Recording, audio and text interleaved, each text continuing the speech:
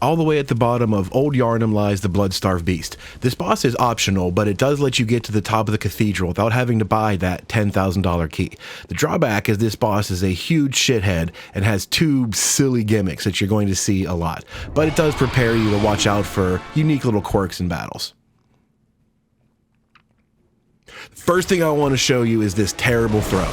It lunges at you, grabs you, and it does 95% damage. That's gimmick 1, and it poisons you. That's gimmick 2 all at once. You can counter hit this with your gun, like so, but at later points in the battle, if it even makes contact, you still get poisoned. You get your visceral attack, and it heals you, but be warned, poison is a big factor.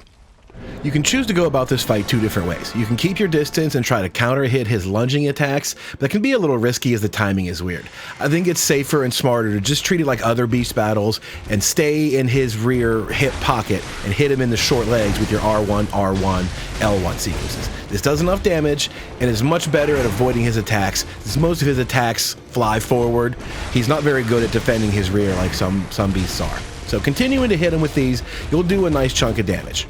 You don't get staggers from weak points when you do it this method, but it's still just fine. You're going to do enough damage all on his own.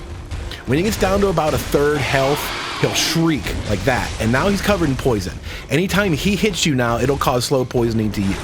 But it's fine, as long as you're doing your job of staying away from his attacks, and you get a big whiff like that, you can also stagger him in the back because he's roughly your size. He's vulnerable to parries and staggers like that. Huge visceral attack does all that damage. At 1/3 health, he does another shriek and lets out even more poison. Now this poison can hit you in an area effect and cause even more damage. But hopefully at this point, you're good enough at just avoiding him and wailing on him that you don't need to worry about the fight too much longer.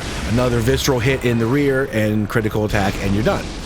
It's better off to kill this boss fast, so poison is not a factor.